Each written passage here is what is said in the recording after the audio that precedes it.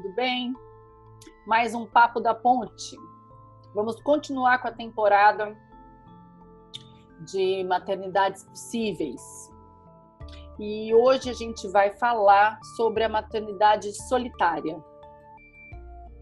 Bom, a nossa equipe vai se apresentar e a gente já volta. Olá, boa noite. Sou Jazerê, psicóloga infantil e familiar. Meu nome é Clara, boa noite todo mundo. Sou psicóloga de família e casal. E eu sou Pedro, psicólogo infantil e de adulto. E eu sou a Thelma, psicóloga e psicopedagoga. Bom, gente, hoje vai ser um tema muito, assim, feito com muito carinho por nós, né? Para pensar numa maternidade solitária, que acontece aqui no Brasil em muitos casos. E a Clara vai abrir aqui para a gente, para começar a discussão. Ela vai expor para a gente aqui. Bom, então, gente, eu vou entrar em dois tipos de solidão diferentes, né?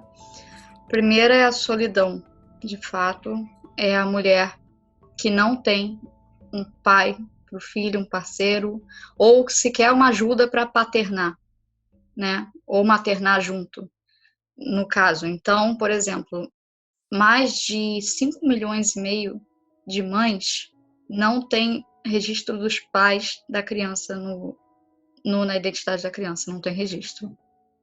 Então, assim, é um número muito expressivo. Mais de 1,1 milhão de famílias são chefiadas por mães. Então, assim, a quantidade de mães que já é objetivamente solitária é muito grande. Além disso, tem a solidão emocionalmente e psicologicamente falando, porque a mulher, quando ela se torna mãe, é uma experiência muito solitária, porque é muito dela e é muito individual, não tem uma receita. Assim, todo mundo que vai se tornar mãe vai passar por tudo isso aqui. E cada um, tudo bem, tem coisas que toda mãe vai passar, mas cada uma passa de uma maneira muito particular. Então, assim como o luto, né, fazendo aqui uma analogia, assim como o luto, quando a pessoa perde alguém, que é uma dor tão grande, tão particular, que tudo continua acontecendo normal, exceto para quem está com aquela dor, então ser muito solitário, a mesma coisa para a mulher que se torna mãe. O mundo continua girando da mesma forma e ela, sozinha naquela vivência, por melhor que seja para ela, por mais desejada que seja, ela está solitária nessa vivência. Então, nesse ponto, só quem pode, às vezes, acolhê-la é alguém que já passou por essa situação ou até está passando por essa situação, que pode ter a devida empatia com a dor dela. Mas, logicamente, que no caso desse, uma psicoterapia, se puder, né, se for possível no momento, ou grupos terapêuticos são ótimos, são muito funcionais para a mulher atravessar essa solidão. Clara, quando você fala dessa maternidade solitária, não sei aqui com os meus colegas, nossos colegas, existe também a maternidade solitária, não só quando nasce o nenê, né, que daí acho que deu para entender que independente de qualquer mãe que seja, é solitário, porque é você com o seu bebê, né? Mas assim, existe aqueles casais, né, que o marido trabalha e tem não muda a vida, né? A gente pode dizer que essa maternidade também é solitária? Sim. Porque que o marido trabalha, não é isso? Assim, o marido não teve o filho, mas ele continua fazendo as mesmas coisas, não mudou a maneira, a né? Rotina dele. A rotina ele dele.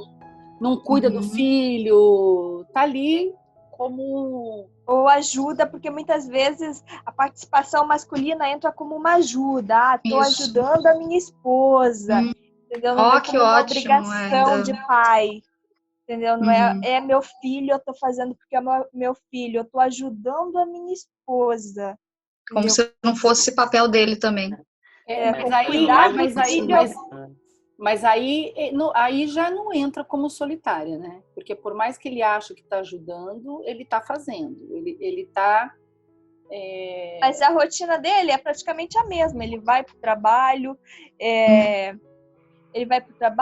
volta, tem a hora de descanso dele, ele dorme à noite, porque o bebê, quando ele é muito pequeno, ele acorda muitas vezes. Quem levanta é sempre a mãe que dá de mamar, a mãe que dá banho. Às vezes o pai fica com a criança nesse ajudar, que eu digo, para a mãe tomar banho, ou para ela fazer o leite da criança, entendeu? Então, mas daí, se assim... Desculpa, fala, Clara. Não, pode falar que de repente faz parte do que eu até vou dizer também. Olha, se for desse jeito, dizer que você está falando... Ainda é uma ajuda. Não, aí você não vai encontrar um casal. Você vai ter uma maternidade quase que toda solitária. Então, porque a mulher está em licença de maternidade. Então, o homem, geralmente, né, ele vai fazer bem menos que uma mulher. Mesmo que faz infinitamente menos.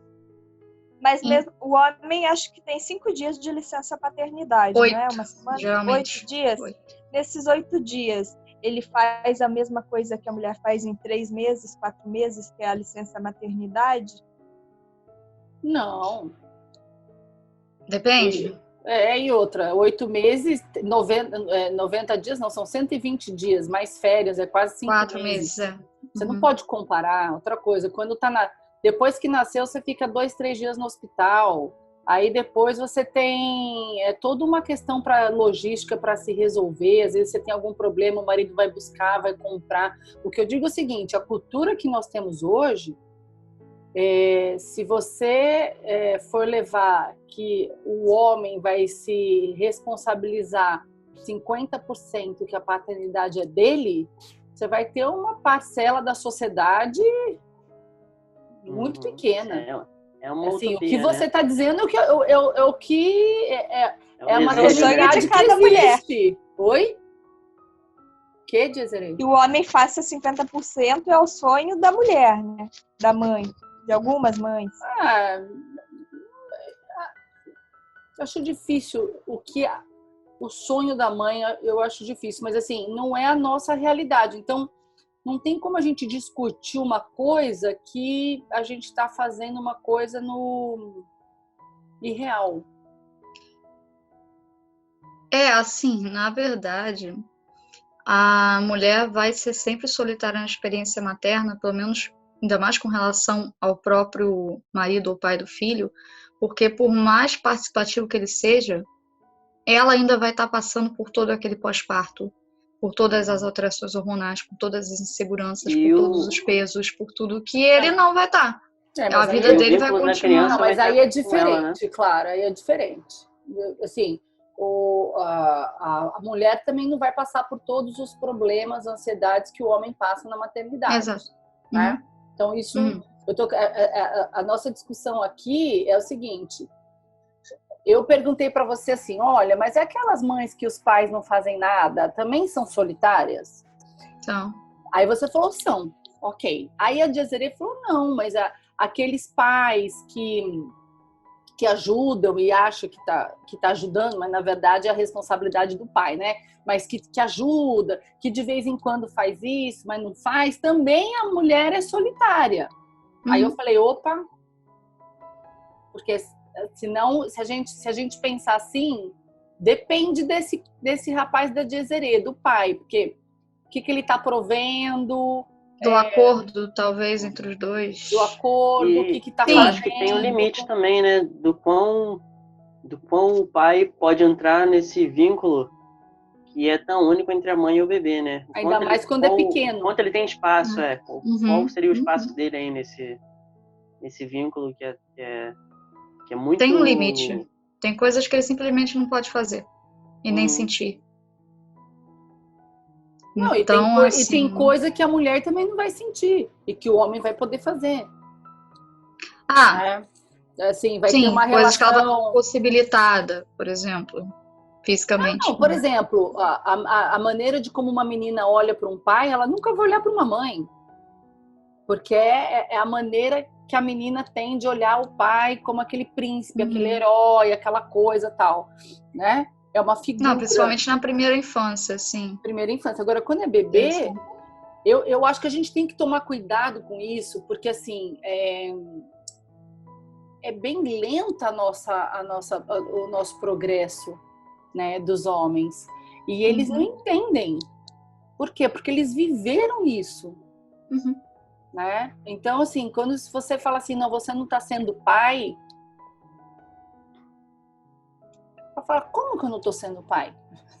Não. Eu troco fralda uma vez por dia, sei lá, entendeu? Então, assim, a gente tem que tomar cuidado, porque, assim, a sociedade tem de tudo, né, gente? Mas eles tem muito pai aí melhorando, tem muito cara que tá a fim de ter filho, a fim de...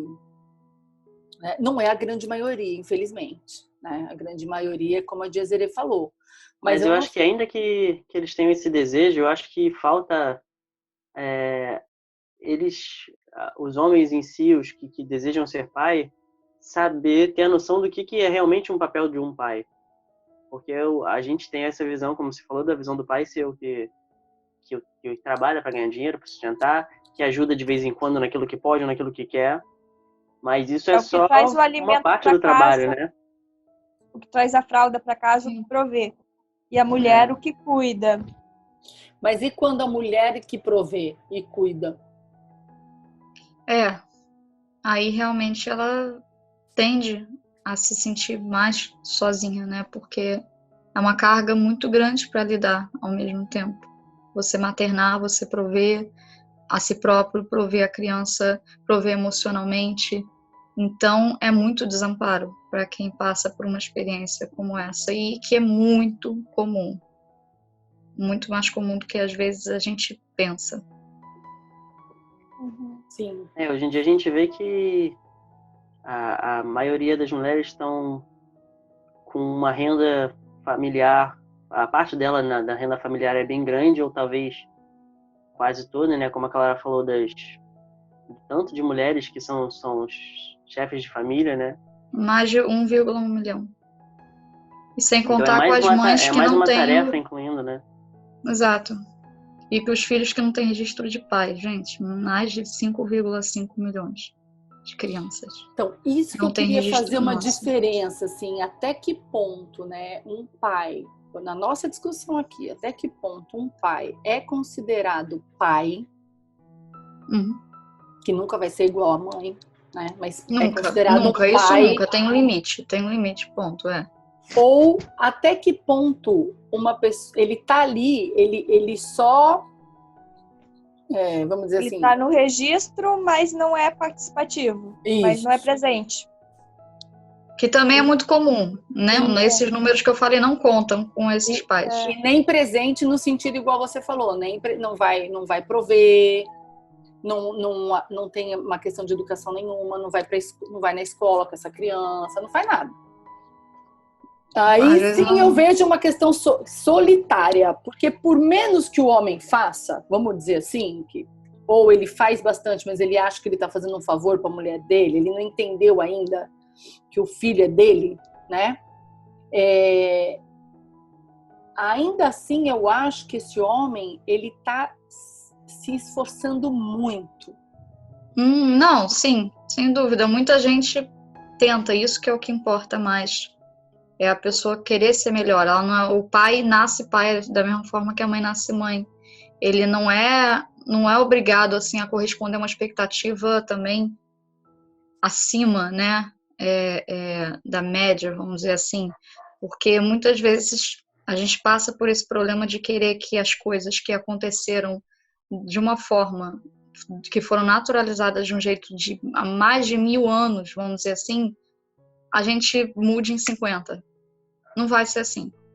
Não vai. Mas, independente do que o homem venha a fazer, em algum momento da maternidade, a mulher vai se sentir solitária com ela. Não é nem com relação a quem ajuda, não importa se é o pai, se é alguém, não importa o quanto a outra pessoa seja participativa, em algum momento ela vai se sentir solitária naquela experiência. Isso. de maneira que parece que ninguém vai poder compreender o que ela está sentindo com relação à experiência dela da mesma forma, de uma forma adequada, né? Igual luto. Sim. É uma experiência muito intensa. Que uma o experiência mundo... única, né? Para cada pessoa, cada indivíduo é único, a mãe é único, o seu bebê é único. Ela continua sendo um indivíduo. Ela é mãe, mas ela continua sendo um indivíduo, né? E isso que eu acho que se perde muito também no momento que a mulher se torna mãe, às vezes desde que ela já engravida, desde antes de engravidar, ela já perde a individualidade naquele momento. E a sociedade também a vê como uma mãe. Pronto, ela tem um estereótipo. E a partir dali, para ela se firmar como indivíduo, é um desafio que ela tem que se ressignificar nesse novo papel dela. Isso é muito difícil. Você estava falando sobre luto, né? E a Diezere falou uma coisa muito legal, que assim, cada mãe é única, mas cada filho é único. Né? E aí, toda vez que você tem um filho, você tem que matar o filho que você imaginou. Que até então, enquanto ele está na barriga, enquanto está crescendo, enquanto você está imaginando, você está tendo uma realidade psíquica daquela criança. Você vai ter cabelo, idealização. Exatamente. Você está fazendo essa idealização, está fazendo essa expectativa. Quando nasce, você precisa abandonar aquele bebê que você criou, que não existe, e assumir o teu, né? Muitas vezes é fácil a gente fazer essa diferenciação quando a gente tem uma criança que nasce com algum tipo de problema. A gente vê que né? Então, por exemplo, eu fiz uma vez um estágio, não, um curso numa maternidade no Rio de Janeiro, que só nasce crianças com deficiência. Né? É um desafio imenso. Então, já ouvi falar. Já. Como que é o desafio tem uma equipe de psicologia formidável. Eu nunca sei se é Figueira Fernandes ou Fernandes Figueira. Acho que é Fernandes Figueira. Fernandes Figueira. Então, é no Flamengo, né? Nossa, fenomenal, assim, né? Acho que é federal. Tem uma equipe de psicologia, assim, e como eles trabalham com a mãe essa questão do luto para você aceitar a sua criança, né? E aí, quando você fala isso, é muito importante, porque assim, a gente olha, né, a criança que foi desejada, que já tem um rótulo naquela criança, que ela já tem um peso, né? Então, quando as pessoas chegam na maternidade, primeira coisa que eles fazem na maternidade é ver quem puxou. Né? O bebê tem um dia. Olha a cara do fulano. Né? Às vezes no ultrassom, olha o meu nariz ali. Você vê como isso é forte, você pode perceber. Quando você estiver visitando alguém ou tiver um filho, você pode perceber. Todas as pessoas do lado do teu marido vão falar que puxou ele. E todas as pessoas só os defeitos do seu lado, né? O gênio é sempre do outro. Parece com você. Exatamente. Então, assim, esse luto, além da maternidade, né, mas tirar o luto também do filho, né? Porque às vezes a maternidade ela fica um pouco mais rígida quando a gente espera do nosso filho que o nosso filho não pode dar. Né? Exatamente. Então, às vezes, ele não andou com 10 meses, 11 meses, andou com 1 ano e 3 meses. Né? E você já pensou na formatura dele na faculdade que o pai dele fez? Não falou mamãe primeiro, falou papai. E hoje está uma loucura isso, né? Porque assim, você vê esses jovens cada vez mais não dando conta da pressão, né? Porque assim, tem que escrever, tem que passar no vestibulinho de 5 anos, tem que passar no colégio tal, né? E você não tá dando nem tempo dessa criança se mostrar, né? Então, é muito... E aqui é engraçado que a gente vai discutindo, né? E você fala, tem uma parte que fala muito da ambivalência de sentimentos, né? E que eu acho que tem uma coisa da mãe que tem muito isso, né? Eu amo ser mãe, mas eu odeio porque eu perdi a minha identidade. Porque agora eu não sou mais a filha, agora eu sou a mãe. Porque agora antes você é a fulana, depois você é a mãe da fulana. Né? Então, até quando às vezes se casa é a esposa do fulano, então já tem outros episódios de perder a identidade, principalmente a mulher. Eu amo meu filho, mas eu não amo ser mãe. Isso é muito emblemático, é muito forte, é muito forte. Porque mãe é muito pesado, né? Assim, você tem toda uma questão da criação, a responsabilidade é sua, porque é você que faz.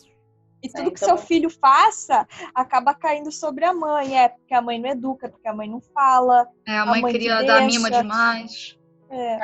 Mesmo nos consultórios de psicologia, né? A culpa é da mãe. A própria mãe acha que a culpa é dela, né? Sim, mas até... eu falo isso até porque... quando acontece alguma coisa, a mãe fala, o que eu fiz para merecer isso? Entendeu? O que eu não fiz, eu fiz de tudo, aí começa a falar pro filho tudo que fez. É sempre ela que está muito mais engajada nos consultórios a tentar resolver aquilo o quanto antes. Geralmente, nas famílias em consultório, o homem fica mais calado, dá um pitaco aqui, outro ali, até sobre o próprio filho, e a mãe já sabe falar mais do que o próprio filho sobre ele próprio. Ela se apropria totalmente assim daquela criança, às vezes nem criança, pode ser um adolescente, ter as suas opiniões, e a mãe se apropria daquilo ali e já fala tudo, não dá espaço para o próprio filho falar. Ela sente que ela sabe dele mais do que ele próprio. Não cortou o cordão umbilical ainda, né? Não, nem o próprio filho às vezes. Depois. Às vezes o próprio filho também não cortou. Às vezes a mãe quer cortar e o filho não quer cortar. Já tive um caso exatamente assim, que o filho não queria. A mãe tentava, a gente via que a mãe tentava de todo jeito. Seu filho não ia. E o filho ficava puxando. Assim, a gente detectava em várias coisas objetivas e várias coisas subjetivas, como falas aqui, outra ali, que a gente percebia que a mãe, coitada, ela estava querendo. Então, ela também, mais uma questão da solidão materna. Quando geralmente o filho não quer cortar o cordão umbilical, é da mãe. O filho se separa do pai emocionalmente e com muito mais facilidade do que da mãe. Então, a mãe se sente naquela responsabilidade de continuar, às vezes, retroalimentando aquilo que ela sabe que não é bom, mas ela não sabe sair daquilo ali. Como é que ela vai abandonar o filho dela? Tá na entranha, né? Assim, é uma coisa forte, um negócio biologicamente, inclusive. Biologicamente. Mas você tem que fazer uma boa dica, né? Uma boa sugestão. Você você não precisa mudar tudo do dia para a noite, né? E nem se Nada sentir culpada de tudo. Eu sempre digo para as mães que vão na clínica que elas fizeram o melhor que elas podiam com as ferramentas que elas tinham. Tenho certeza disso. Né? O que nós temos que ver daqui para frente? Porque a mãe, à disposição dela.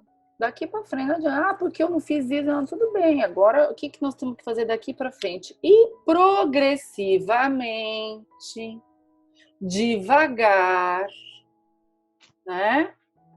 Você vai tirando esse cordão umbilical.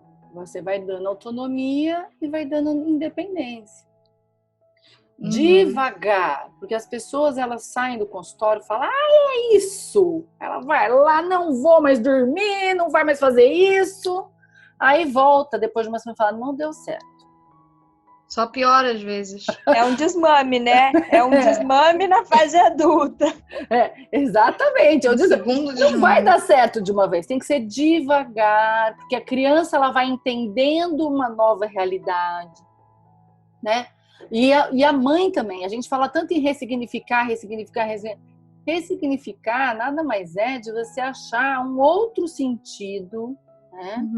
Um outro caminho, ou aquele mesmo que você tem, olhar de uma outra maneira, para que você consiga de uma maneira mais saudável. Então você está vendo que você está em sofrimento, que o teu filho está em sofrimento. Eu vejo muito isso na amamentação, né? A mãe tá lá 2 anos, 3 anos, e tá lá, o filho tá fazendo o peito de chupeta, e aí você percebe que a mãe, que é difícil pra mãe, mas como que eu vou ficar? Exatamente. Então, pra própria mãe é difícil. É devagar, nada, e assim, e o filho e a mãe é uma relação que sempre, cada etapa da vida vai surgir outras coisas, né? Porque, por isso que eles falam, quando cresce, piora, cresce, né? Acho que é isso. Quando cresce, piora. Você vai ver. Quanto maior o problema, é uma coisa assim, né? Você vai ver. Gente. Filho pequeno, problema pequeno. Filho grande, problema grande. Gente, para com esse negócio, entendeu?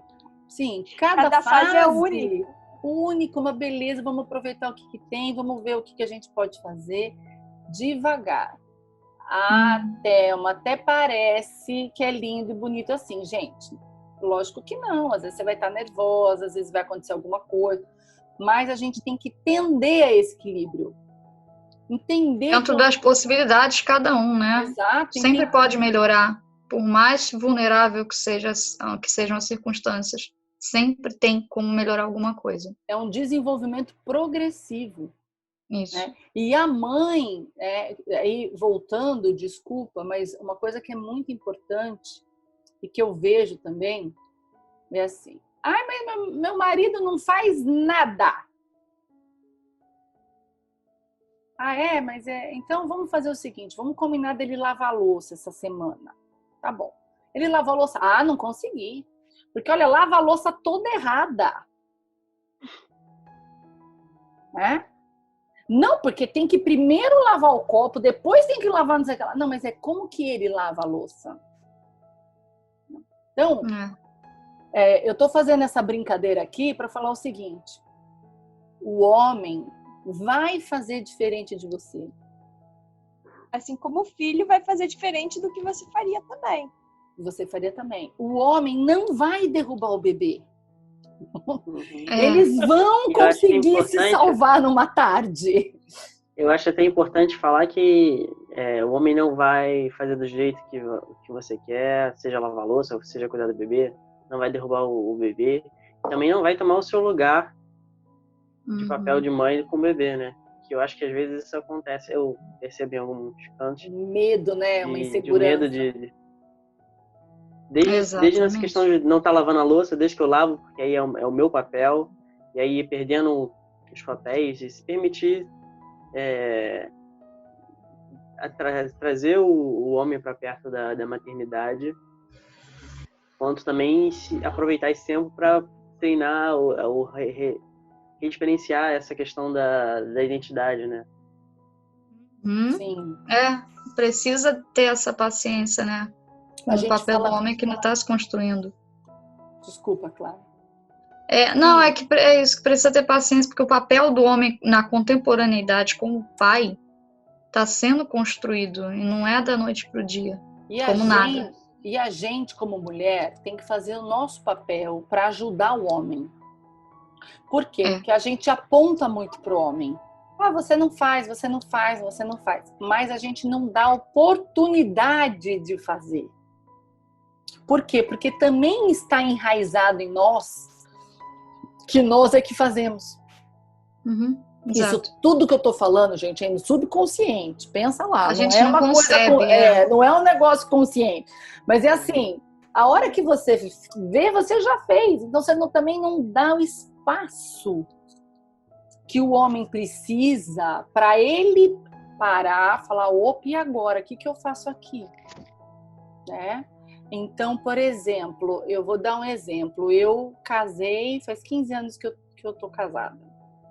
Tenho 2 filhos. Eu nunca imaginei, há 15 anos atrás, que o meu marido levaria os meus filhos para o médico. Mas por quê? Porque não era essa a concepção. 15 anos atrás, 2005. 2005, quando eu casei, né? Eu nunca imaginei. Aliás, nossa, mãe não vai na consulta do médico? Né? Essa mãe é estranha, não é assim? Né? E então, assim, lógico que eu vou na maioria das consultas, mas já aconteceu da minha filha ficar ruim, eu não poder ir, meu marido também tá trabalhando e falar, não, deixa que eu levo. Uhum. Vai no hospital numa emergência, deixa que eu levo. Uhum. Então, mas isso só acontece porque de alguma maneira eu dei o espaço. Exato. Senão, não ia acontecer. A mesma coisa pro filho. O filho também tem que ter o espaço dele crescer, dele ser um indivíduo. Às vezes a mãe não dá esse espaço pro filho. Ele sequer pensa que ele pode ser um indivíduo separado daquela mãe, mesmo mais velha. E é muito difícil, porque a mãe, ela, na adolescência, né, vamos dizer assim, no início da puberdade ali, também tem outro luto, que você tá perdendo a tua criança. Né? E os pais não se dão conta autonomia disso. Uhum. Então, às vezes eu tenho adolescentes no consultório que às vezes falam, mas eu não sou mais criança. Né? Lógico que tem transição, lógico que tem um pouco ainda de criança, mas assim, mas os pais não veem. Então é difícil para quem está dentro, né, para quem está vivendo perceber, para dar essa autonomia para a criança fazer essa transformação, né, na adolescência para virar um adulto. Nisso ela fica infantilizada. Se a mãe está sempre ali para desempenhar o papel de mãe, né, ela não sabe distinguir o ser mãe. Às vezes não sabe distinguir o ser mãe, de estar sempre protegendo, a mãe protetora da mãe que tem que soltar, libertar, que é o papel dela como mãe também. Sim, muito mais. Tem até um poema bonito, mas que eu não vou lembrar agora de jeito nenhum, que fala muito sobre isso, sobre o pai tem que deixar o ninho, né, mas tem que colocar os passarinhos para voar. Não, é verdade. Às vezes até o próprio filho, quando já adolescente, quase adulto, ou ele naturaliza a mãe entrar num consultório médico, vamos dizer, numa ginecologista, com a filha já com 18, 20 anos. Para quê?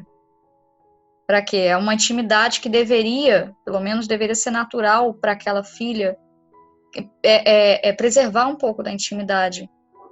E não preserva. O adolescente, né, que às vezes já está quase adulto, não preserva a intimidade. A própria criança tem direito, e é legítimo que ela tenha intimidade dela. E a mãe, quando se apropria totalmente dessa criança, não dá esse espaço para ela criar esse senso de intimidade, que ela nunca vai ter na vida, né? Criar o seu próprio espaço, isso é muito sério. É sua individualidade, né? Eu acho que isso acontece também pela ideia dos pais, tanto a mãe quanto o pai mesmo, de que os filhos são propriedade, né? E acho que isso envolve tanto na questão da dificuldade de dar espaço, deixar a criança crescer, se tornar adulto, experimentar as questões da vida adulta, né? De se tornar adulto. E aí essa questão da possessividade acaba aprendendo, não, é meu filho, tem que fazer desse jeito, do meu jeito, E aí acaba, ao invés de sendo um impulso para voar, acaba sendo algo que prende, né? Mas hoje tem muito disso, Pedro. Até porque hoje os pais são da mesma maneira como a escola ficou muito mais sem medo de tudo, né? Porque qualquer coisa pode ser que a escola fez, que a escola falou. Os pais também são responsáveis pelos atos dos filhos, né? Claro. De uma maneira diferente. Antigamente, quando você roubava um carro, há 40 anos atrás, né? Não acontecia, mesmo que acontecesse alguma coisa, não digo nem fatal, mas acontecia algum acidente, alguma coisa, era bem diferente de como é hoje, né? Então, assim, hoje em dia, qualquer coisa, a escola denuncia para o conselho, qualquer coisa não, né? Mas alguma coisa, a escola é obrigada a denunciar esse conselho tutelar, os pais têm responsabilidade. O que os pais fazem? Controla, trancam. E cada vez castram. E cada vez mais que eles fazem isso, mais eles não estão criando filho para o mundo.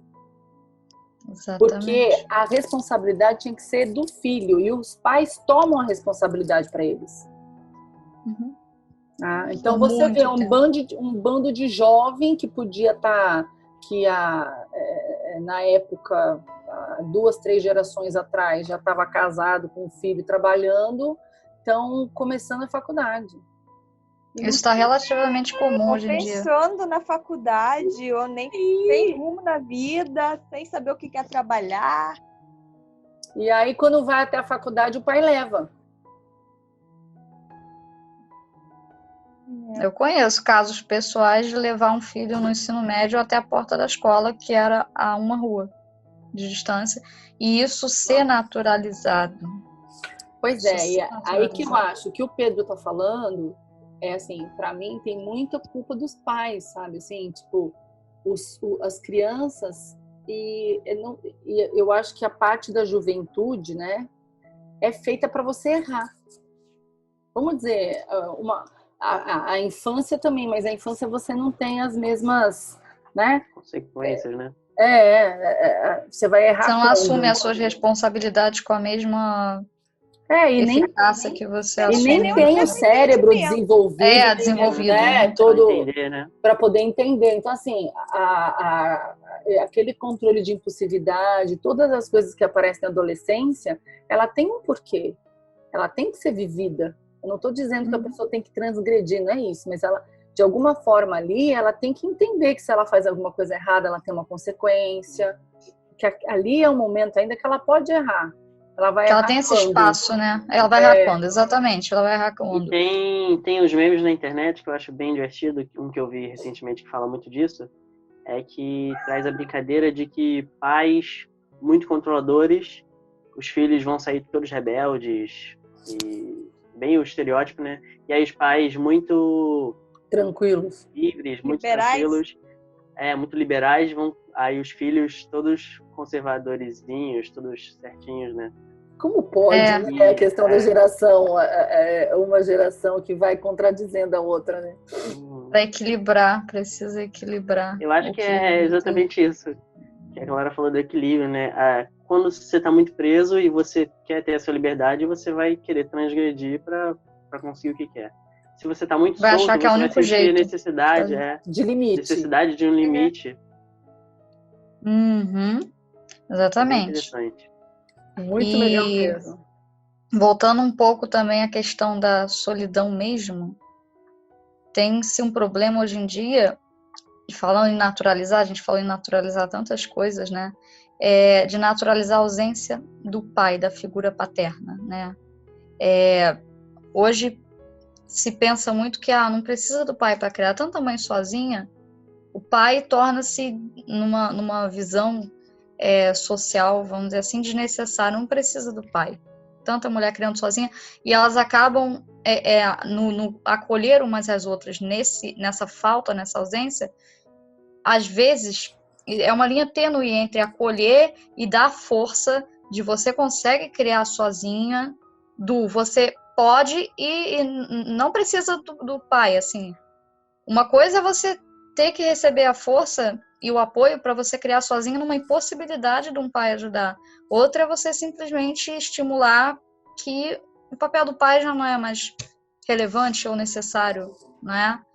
Uma coisa é desconstruir os papéis de gênero que estão muito enraizados aí, né, na nossa cultura há muito tempo. Os papéis de gênero, a heteronormatividade, uma coisa é você desconstruir isso de uma maneira saudável. Outra é você simplesmente, de uma hora para outra, querer quebrar paradigmas que às vezes eles não precisam ser rompidos, eles só precisam ser desconstruídos e reconstruídos, ressignificados. Então, eu acho que, assim, a solidão materna está muito junto de você afastar o papel do pai, o que é um pouco perigoso. Mas aí, claro, eu queria deixar uma coisa que eu acho que é muito importante, né? Que a gente tem que saber separar os papéis. Né? Ah, sim. Então, o pai é pai do filho.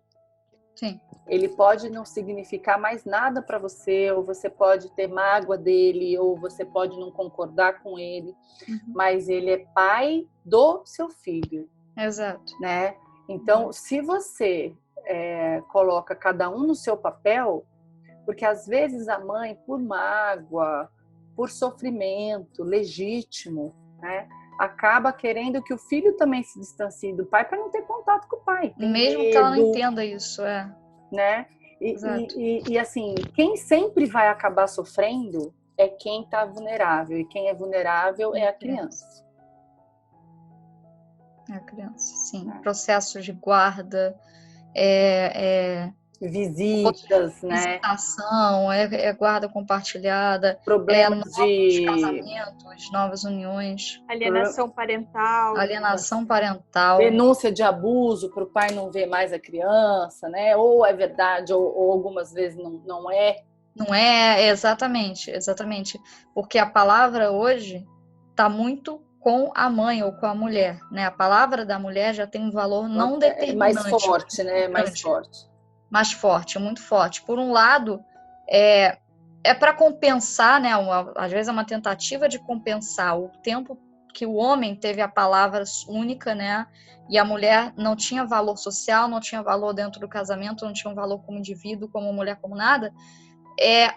Tenta se compensar botando a palavra da mulher com peso muito grande, que a compensação é necessária, mas às vezes tem que ter muito cuidado, né, nesse tipo de discussão. Tá? Esse ponto é fundamental.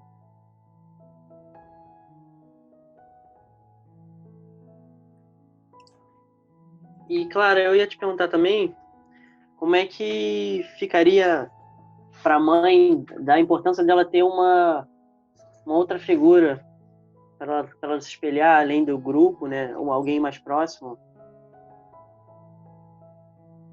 Tipo, outra mãe, é isso?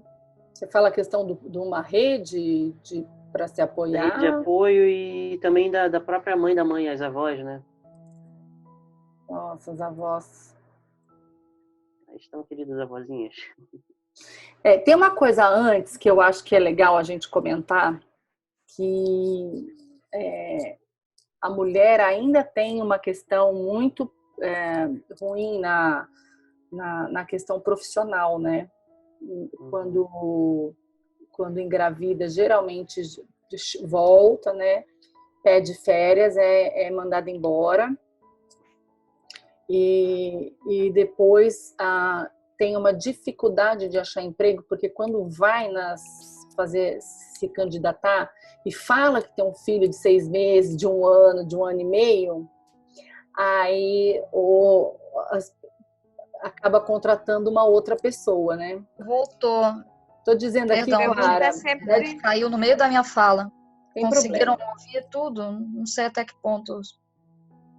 A gente já tá falando uma outra coisa aqui. Você caiu. A gente estava falando sobre uma questão de ter uma dificuldade de arrumar emprego ou de ser mandada embora quando engravida. Porque daí eu vi que você estava congelada, eu entrei nessa seara um pouco, ótimo, né? Ótimo. E aí o Pedro estava te perguntando sobre uma questão assim da rede de apoio e de uma figura materna que geralmente é a própria mãe da pessoa. A mãe da mãe. A mãe da mãe. E aí a gente não ouviu nada do que você falou. Eu nem cheguei a ouvir a pergunta, na verdade. Então tá. O que foi? Pode reformular, Pedro. Era a questão da importância de ter uma figura materna para até apontar os caminhos da maternidade, né? Sim. Que não são tão instintivos.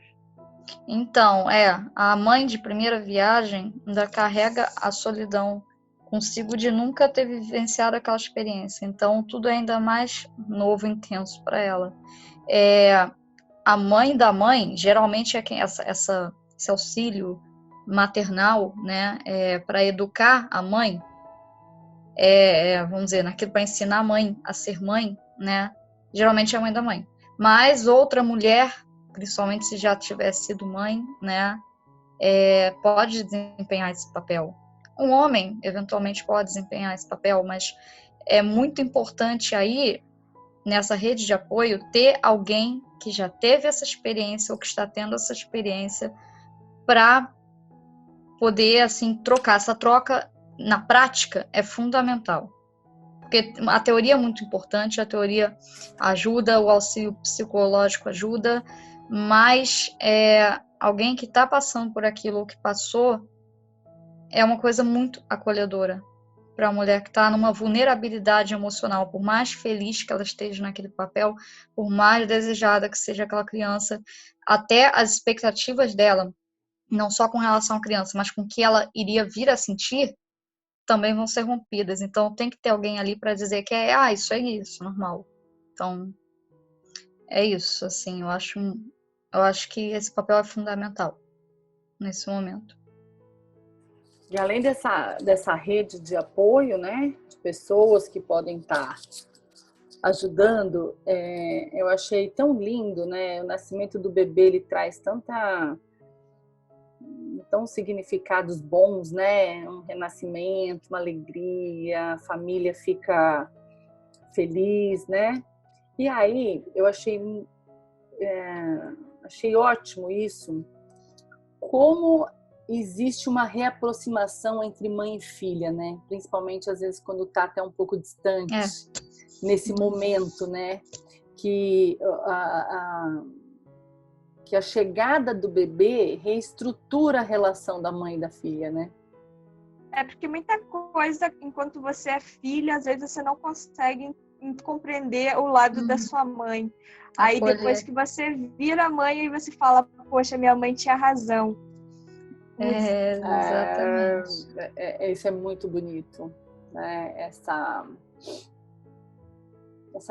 relação, né? Essa relação renovada, né?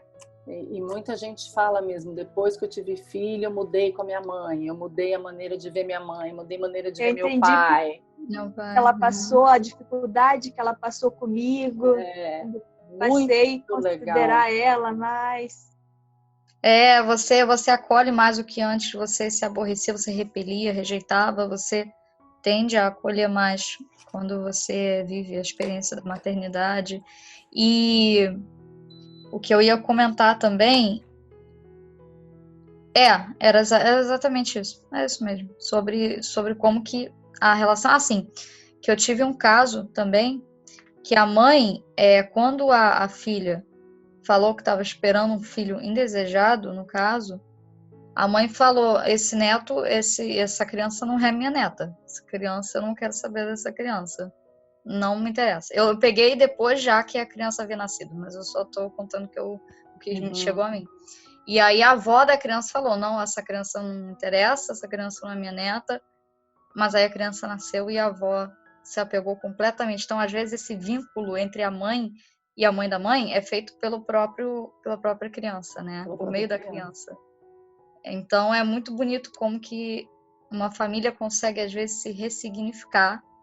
Ou não, às vezes é exatamente o contrário e todo mundo tem que encarar junto esse mix de sentimentos. Mas isso acontece muito quando a gravidez é na adolescência, né? A família primeiro tende a não aceitar a gravidez. Ou pessoas religiosas, famílias religiosas, assim, que tinham uma idealização ali de uma formação familiar depois do casamento, o que ainda é comum em alguns casos, então tende a associar aquela criança como uma desconstrução de todas as expectativas que eles tinham, né? A criança simboliza aquilo até que ela seria o apareça. Presente de Deus. Exato, até que ela se materialize. Aí quando ela se materializa, tudo já era. Toma outro sentido. Exatamente. Ou não, ao contrário, às vezes idealiza-se, como a gente já falou antes, aquela gestação e tudo, aí a criança se materializa, às vezes completamente diferente da expectativa, ou mesmo que seja, nossa, a criança fisicamente é igual como eu pensei, nossa, pra minha cara tudo, mas em algum momento aquela expectativa boa vai ser desconstruída também. Então, a maternidade é toda uma desconstrução de expectativas, né? O que leva a mulher, que é a principal envolvida naquela relação com a criança, o que leva ela a uma solidão, né? Porque provavelmente as expectativas que vão ser mais rompidas vão ser dela, né? Da relação dela com o próprio corpo, dela como indivíduo. Então, é tudo um rompimento.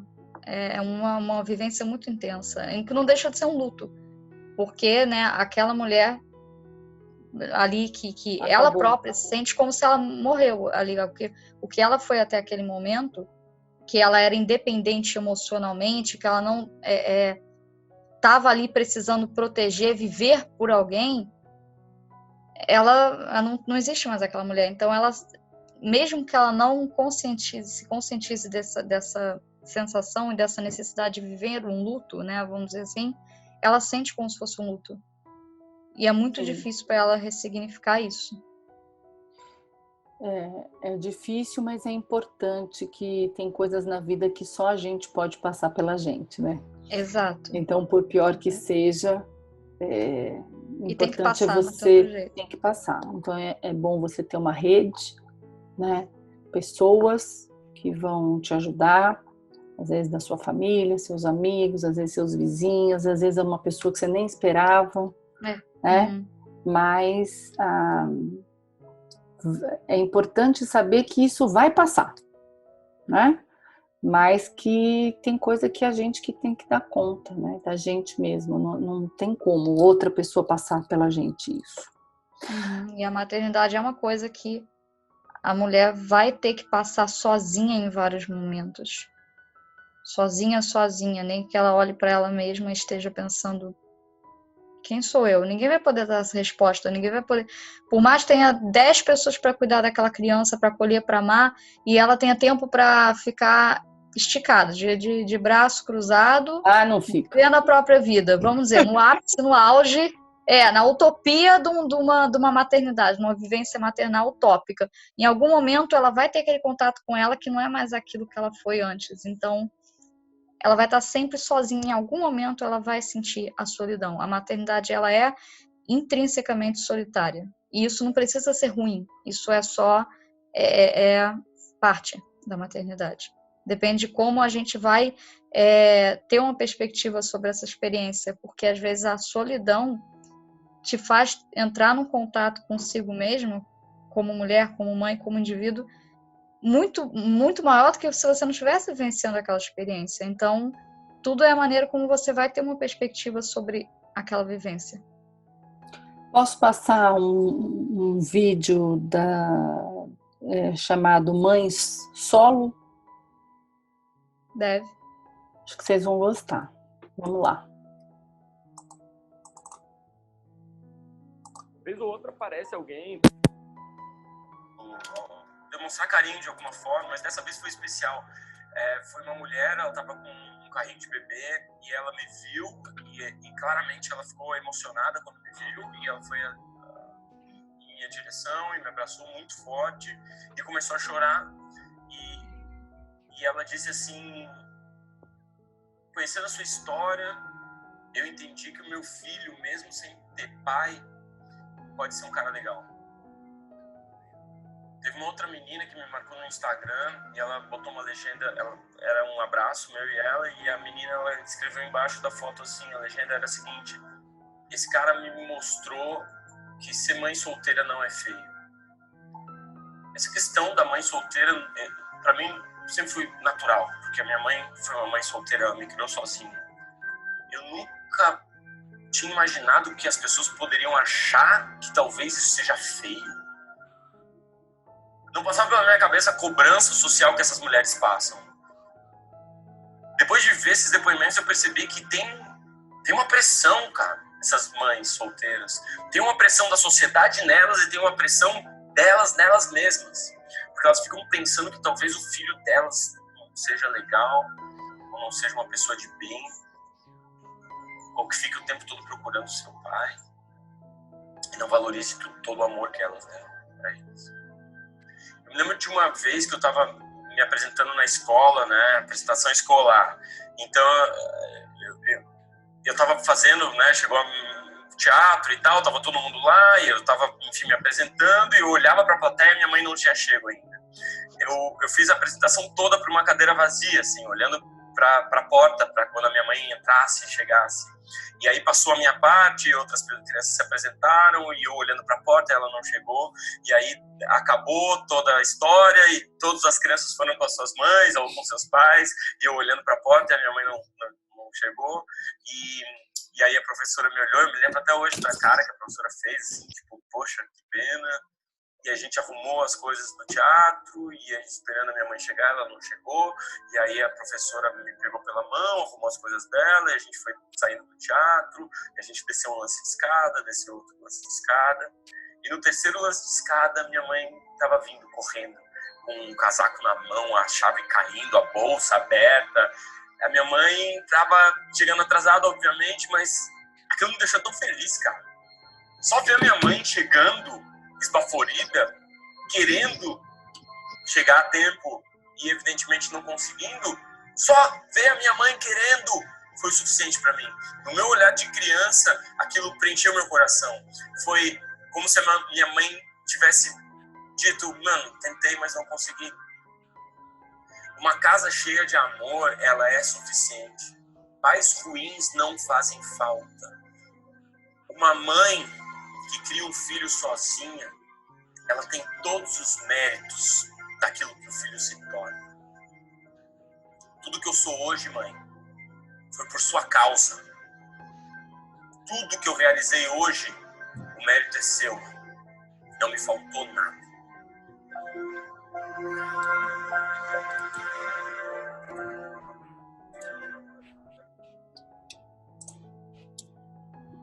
É de arrepiar. Eu fiquei em silêncio vendo assim. Vamos falar tchau? Quem quer começar? Quem quer dar tchau?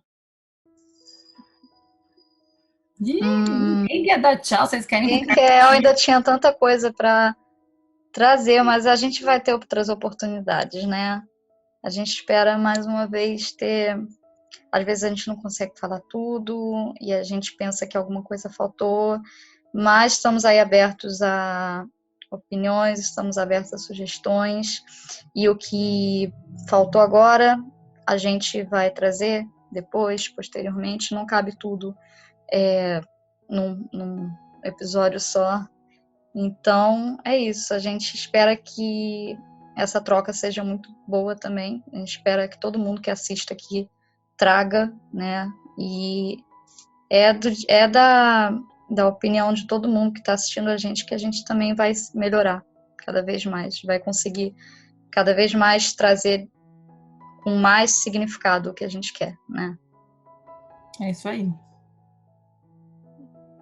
Eu quero voltar aqui a dar um feliz Dia das Mães para todas as mães, principalmente para as mães que são mães solas. Vocês são super guerreiras, vocês são tudo na nossa vida. Tchau, até a próxima. E eu vou puxar a sardinha pra gente, para avisar vocês para ficarem de olho no blog. Vão sair diversos textos tratando sobre a maternidade. Vai sair um texto falando sobre a dificuldade de engravidar, sobre a solidão da mãe. Então a gente vai aprofundar um pouquinho mais desses temas. E também fazer um alerta para quem sentir a necessidade de um auxílio, de ter uma base, sendo mãe, sendo pai, sendo filho. Pode entrar em contato com a gente também lá pelo site www.clinicadaponte.com.br.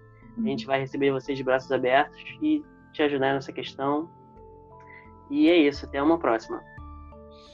Gente, foi bom demais.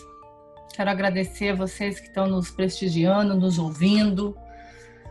Agradecer esse time, que eu tenho muita gratidão, que são maravilhosos. e que vocês possam mandar sugestões, interajam com a gente. Por favor, mandem sugestões, temas, perguntas, críticas, coisas que a gente pode melhorar, que a gente está aqui com o objetivo de poder interagir com vocês, tá? Foi muito rico. Eu já anotei mais 4 temas aqui no meio da nossa conversa. Vai ter tema aí pro ano inteiro, tá bom? Quero agradecer muito pela atenção de vocês e entre em contato com a gente no site, no Facebook, no Instagram, nos siga. Esse vídeo vai estar disponível no YouTube, né? Nós estamos no Spotify com um podcast, tá bom? Vai ter mais o Papo da Ponte aí. Um grande abraço. Tchau, tchau. Tchau, tchau, gente. Tchau, tchau, gente. Tchau.